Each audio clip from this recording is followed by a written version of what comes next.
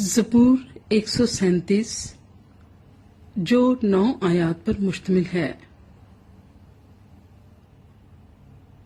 ہم بابل کی ندیوں پر بیٹھے اور سیون کو یاد کر کے روئے، وہاں بیت کے درختوں پر ان کے وسط میں ہم نے اپنی ستاروں کو ٹانگ دیا،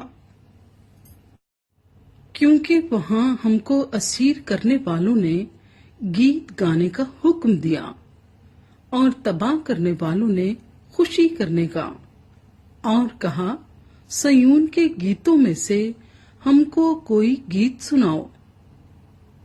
ہم پردیس میں خداوند کا گیت کیسے گائیں؟ اے یروشلیم، اگر میں تجھے بھولوں تو میرا داہنا ہاتھ اپنا ہنر بھول جائے۔ اگر میں تجھے یاد نہ رکھوں، اگر میں یروشلیم کو اپنی بڑی سے بڑی خوشی پر ترجیح نہ دوں، تو میری زبان میرے تالو سے چپک جائے۔ اے خداوند، یروشلیم کے دن کو بنی ادوم کے خلاف یاد کر، جو کہتے تھے اسے ڈھا دو، اسے بنیاد تک ڈھا دو۔